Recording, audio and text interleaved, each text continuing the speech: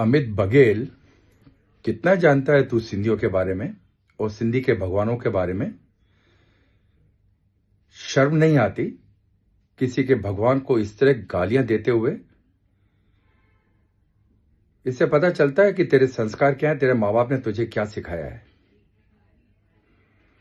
उन सिंधियों की बात कर रहा है जो सिंध छोड़ करके हिंदुस्तान में सिर्फ इसीलिए आए कि वो हिंदुत्व नहीं छोड़ना चाहते थे।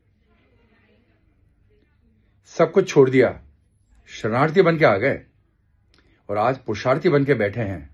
उन सिंधी के भगवान को तुम मच्छी वाले भगवान बोलते हो? किस खानदान से बिलोंग करता है तू यार? हिंदुस्तान की ग्रोथ में सिंधियों का कितना हाथ है पता भी है तेरे को? आज पूरे विश्व सिंधी सेवा संगम की तरफ से मैं राजू मनवानी तुझे चैलेंज करता हूं कि एक हफ्ते के अंदर माफी मांग ले।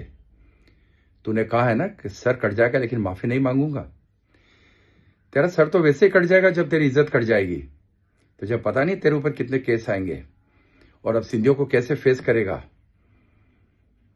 बेटे, 1 महीने के अंदर ये सारा मैटर खत्म हो जाएगा। माफी मांग ले चुपचाप, वरना अब इस समाज को फेस करने के लिए तैयार रहे।